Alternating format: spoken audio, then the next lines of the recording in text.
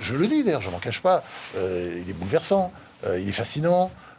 Je l'aime forcément, mais de là à dire je suis tapiste, c'est pas la même chose, vous voyez, parce que c'est pas, je porte pas forcément les mêmes valeurs. Il n'y a pas la notion de fan. Voilà, en fait, c'est ça. Voilà. Ce que vous voulez mais dire. en même temps, je veux dire que je l'aime, oui, Ouais. bien sûr, on peut pas ne pas l'aimer et puis l'admirer, évidemment. Et puis, je répète, être fasciné, puis de temps en temps aussi. Bouleversé, parce qu'il tient, il est là, quoi qu'il arrive. Enfin, on a l'impression que le ciel peut lui tomber sur la tête, il sera toujours là à se battre. Et puis, vous regardez sa vie même, la casse prison, allez hop, bon, il peut plus rien faire, il a plus le droit de faire de foot, il peut pas faire de politique, il est dingue. Allez hop, il va aller dans le théâtre, et ça va marcher, il va faire des films. Enfin, vous voyez, c'est toujours. Je rebondis sans arrêt. Et ça, c'est une belle leçon. Vous savez, la vie ne doit pas s'arrêter à la première catastrophe. Vous savez, la phrase de Nietzsche qu'il faut se répéter tous les matins, ce qui ne vous tue pas vous renforce. Bien entendu, mais ça c'est la vraie phrase. Et là, lui c'est ça, c'est-à-dire tous ces échecs, toutes ces difficultés à chaque fois, on a l'impression que ça l'a vraiment renforcé. Je suis curieux de comprendre la phrase qu'il a prononcée en lisant les premières pages du livre. Quand il a dit « ça me donne envie de vomir », c'est très simple.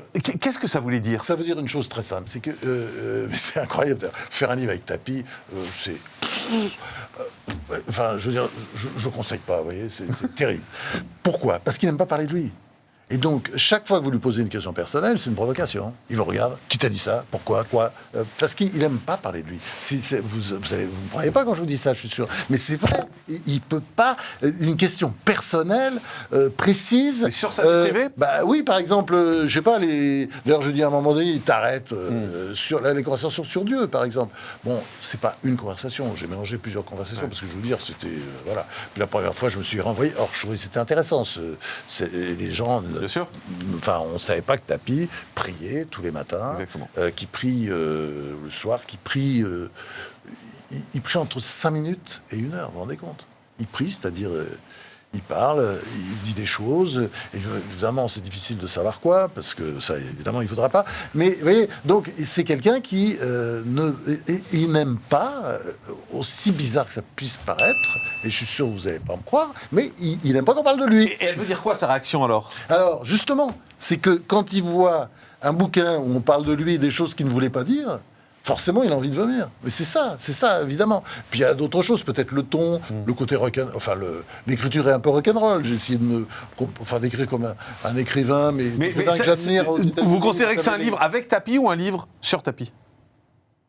Oh, les trois, parce qu'on peut dire c'est un livre de tapis, c'est un livre sur tapis, c'est un livre avec tapis. Voilà, mais c'est un livre qui essaie de le restituer, de vrai, enfin, vous voyez, de le mettre sur la table, et puis voilà. Donc c'est pour ça qu'il ne peut pas supporter ça, parce que c'est un livre, évidemment, on le voit dans sa vérité, avec tous ses côtés.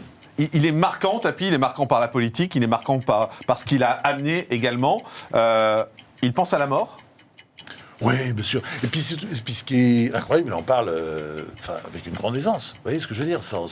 On a un peu l'impression que le cœur ne tremble pas quand il en parle, vous voyez, comme certaines personnes. On a l'impression qu'ils sont à demi en train de mourir déjà quand ils parlent de la mort. Pas du tout. Le livre est passionnant. Il regarde en face, il regarde. François-Olivier Gisbert, Bernard Tapie, leçon de vie, de mort et d'amour aux éditions Les Presses de la Cité. Merci beaucoup d'être venu. On se retrouve demain en direct à 10h35 sur CNews et Non-Stop. Merci pour votre fidélité. À demain. Bye bye.